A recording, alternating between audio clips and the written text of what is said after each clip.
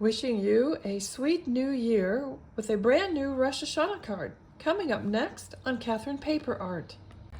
In today's video, I will be making mixed media Rosh Hashanah cards.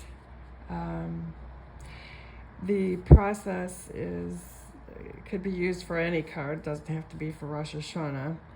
And I'll show you the technique that I use, and maybe you can adapt it to your cards. So let's get started. So I used my Ranger alcohol inks. You can use any brand of alcohol inks, and I just used my Neenah cardstock. This is the 80 pound, and I just squirted out the alcohol ink on my glass board and then just dipped my cardstock in it. I used two different blues, silver, and two different reds. And each panel is different. It's a very organic project, and the similarity will come with the stamped pomegranates and leaves and the heat embossed sentiment. So I won't show you the alcohol inking because anybody can do that. But what I did was I took my pomegranate stamp set, and this is a Stampin' Up! Pomegranate, perfect pomegranate, and I stamped out a number of these as well as the leaves, and I stamped them out on some thick vellum. This happens to be Olympic thick vellum, but you can use any vellum, I guess, as long as it can withstand the heat of drying. I used Altenew inks and layered the pomegranate on top of itself to give a pair. And then I fussy cut around it versus using the die. I don't have the die set. And, normally when you glue vellum, you can see it, but what I did was I just covered the whole thing with my glue and glued it onto the panel, and it became transparent. And I did the same thing with my leaf branch. And then I cut out some paper leaves, cardstock leaves, and glued those on, and splattered the whole thing. So I'll finish cutting out my pomegranates and my leaves and be right back. So I'm sure most of you are probably familiar with collage paper. This is Tim Holtz, and it's basically the consistency of tissue paper. It's basically just printed tissue paper, and it's really great for mixed media projects, and that's pretty much why he's created it. But to find something that I needed for a Rosh Hashanah card in a collage paper was next to impossible. So I had to create my own, and that's why I stamped onto the vellum. And I wasn't sure how it was going to work out when I glued it down, but it worked out perfectly. I mean, you can see some of the vellum that you can see that it's vellum. I mean, it doesn't completely disappear in some cases, but like the pomegranates look really good. I mean, those virtually disappeared. And so I mean, it's a good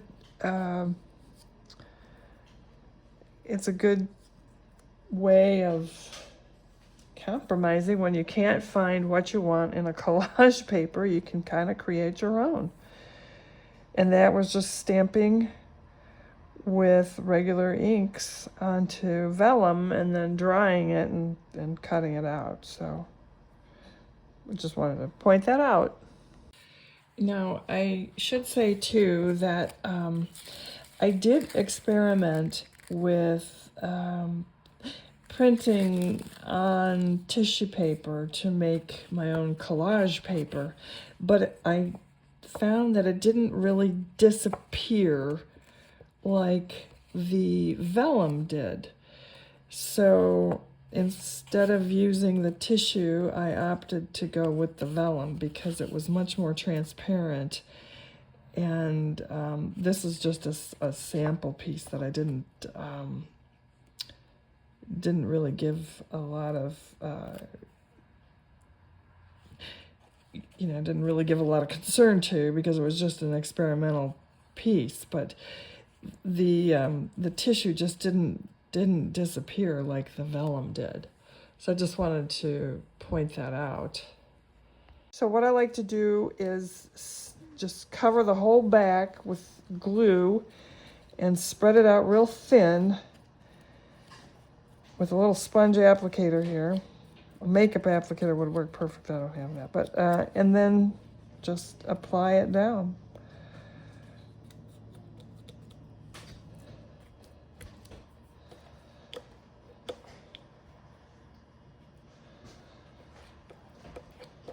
So once I have that glued in place, I give it a chance to dry, and then I'll do some stenciling over it and some ink splatter or paint splatter and other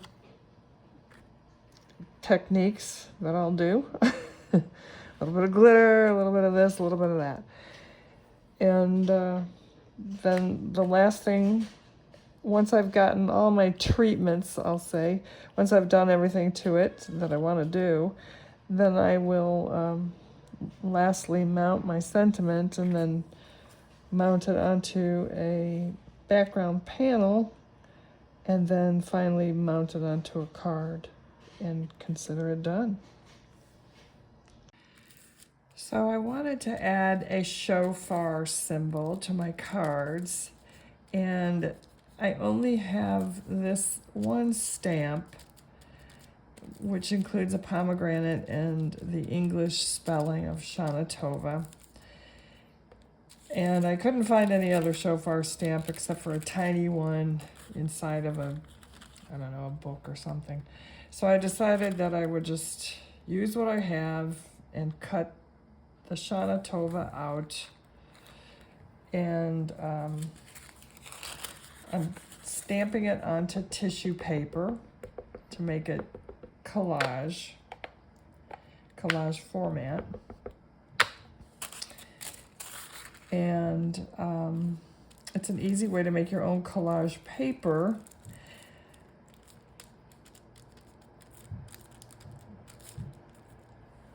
And you can see that it came out pretty good.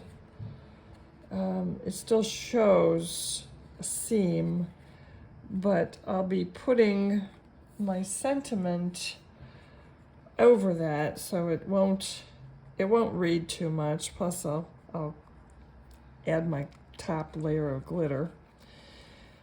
So all in all, I think it's okay. So it's a little bold for my pomegranates. They're kind of getting washed out, but it's okay.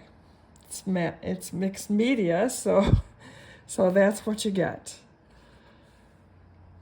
So if you're new to my channel, when I glue the panels on, that is when I glue the card front onto the card panel, and then similarly onto the card base, I turn it over and use my bone folder, my big bone folder, to adhere it to make sure that it is firmly glued down. A regular bone folder just isn't gonna cut it. I mean, you can do it, but it'll just take longer and you probably end up having to add more glue.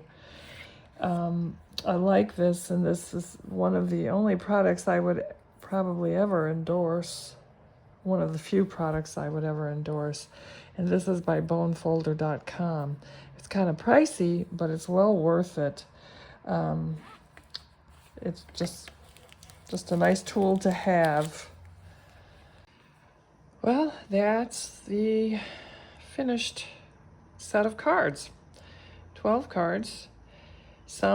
Most have the shofar added to it, but the first few cards I made didn't get the shofar, and that's fine. And it was a lot of fun making these. It went by really quick, and I hope you give it a try. It doesn't have to be Rosh Hashanah cards, it can be any kind of mixed media cards, but they are a lot of fun. And both techniques, the stamping on vellum or stamping on the tissue paper for collage was a lot of fun, a neat experiment, and you should give it a try. So I hope you liked this video, and if you did, please give us a thumbs up. Thank you for watching.